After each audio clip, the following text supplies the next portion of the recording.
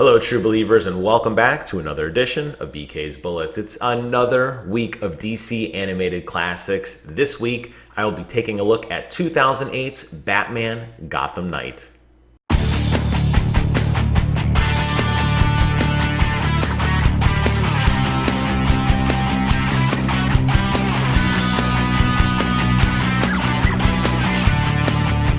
So before I get into the nitty gritty, you know the drill. Subscribe to Brent's channel. The guy's been doing some phenomenal content. He just finished up his WandaVision series review. There's a lot of good information in there. And if you pay attention in episode number 8, yours truly covered it.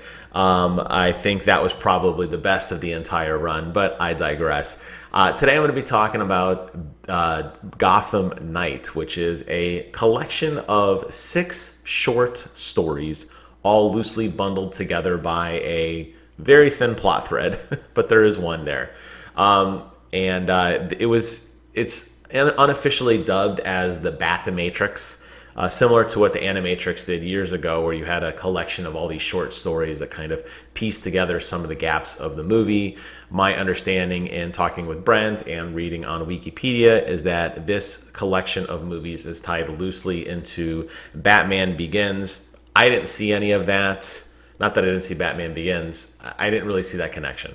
What I did see was a very interesting approach on taking multiple angles of who Batman is, not just in his nature or how he came to be, but also in the art style in which he was drawn. And that's what I think really stands out to me so much in this collection of short films that were all bundled together, is every single one has a wildly different animation style from the other.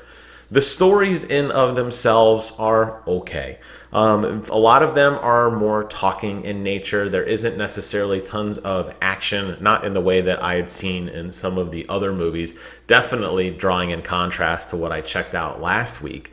But the reality is this whole set of movies is really more kind of the psyche of like, who is Batman?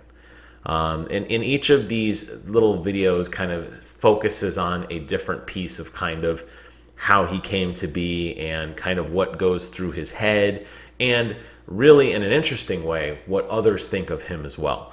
So I'm not going to go through each of the 6 stories because, like I said, they're not all that great.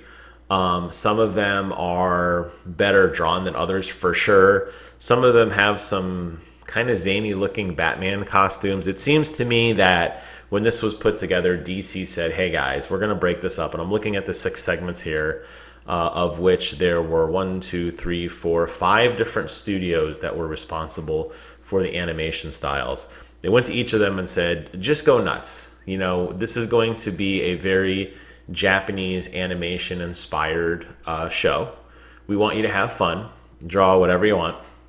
Don't worry about it. Don't worry about the lore or the logic of the design of the costume, or if it even makes any logical sense. We'll put the narrative around everything. You just focus on these bite-sized pieces. So I enjoyed that in the sense that I'm a big fan of the Elseworlds idea of Batman. Yeah, we know the tried true Batman. I'm looking for something different and fun. I've seen enough of Bruce Wayne to get who the stoic Batman is. So I do appreciate when we go off the rails, essentially, and we get these really zany art styles or these different takes on who Batman is, because he's a very complex character. And, you know, every single week of him dressing up, looking the exact same, fighting crime, it gets old. And there are some good stories that handle that, but this one I think does an exceptional job because it kind of throws a lot of that away.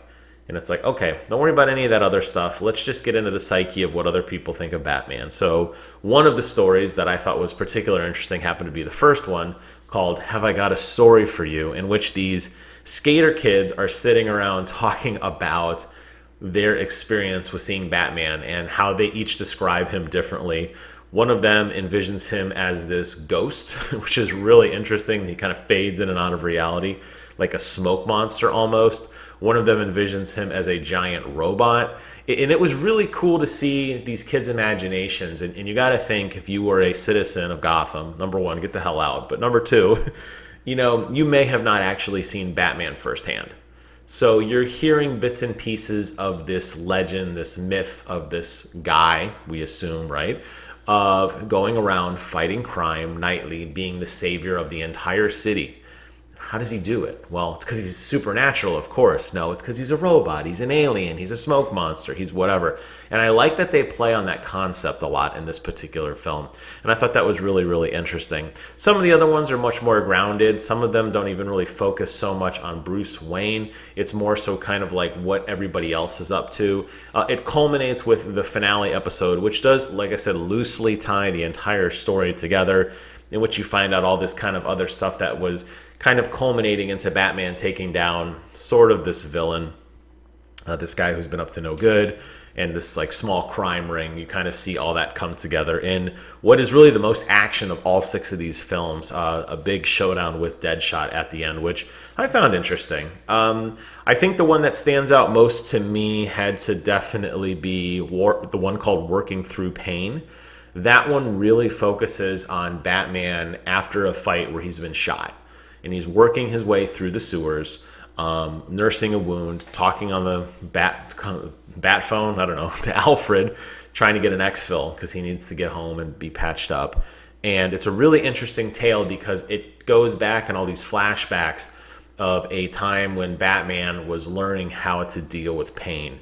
And all of these, he befriends this person and she kind of teaches him what she knows. And, before long, he's walking on coals and he's laying on the spike wall. You've seen these kind of vignettes before.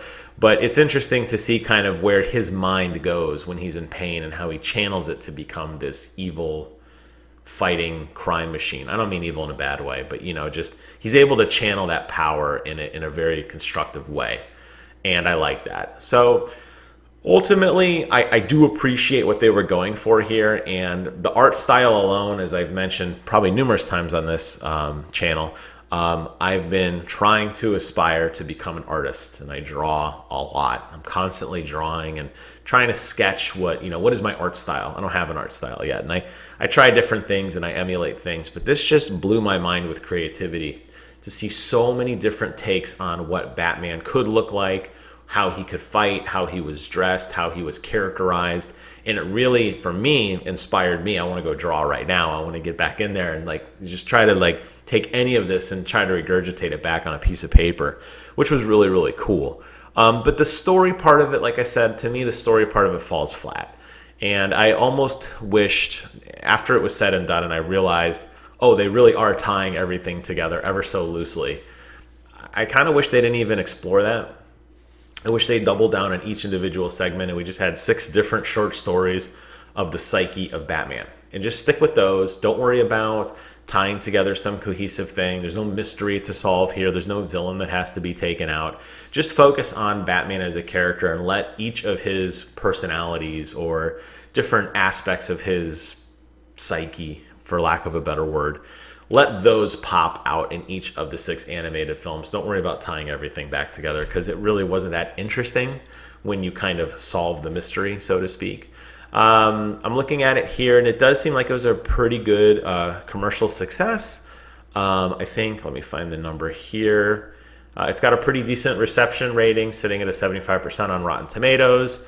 And a lot of the critics agree with what I said, basically saying it's something fresh and new, which is, what we want, right? We're tired of the same old. And it sold pretty well. It earned almost $10 million in domestic video sales in the first couple months it came out, so that's good, right?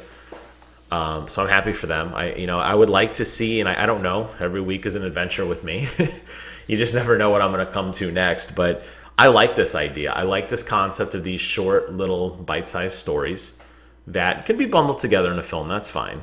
I like this idea that we're going to just take little pieces and throw them all together and we're going to tell you a story. I just wish that overarching story was a little bit better, but I appreciated this and I liked it, and I think you will too. So if you got some time to kill, definitely do yourself a favor and check this one out. It's called Batman Gotham Knight. I give it a major thumbs up on the art. The story, at least the overall story, not so much. But what will I be back with next week? That is the $1 million question, and there's only one way to find out, and that's to subscribe and to come back next week and check it out and see what I stumble upon next. But for now, this video comes to a close. I hope you guys found it informative and interesting. Thank you all so much for watching. Please take care of yourselves, and until next time, I will see you guys in the funny pages.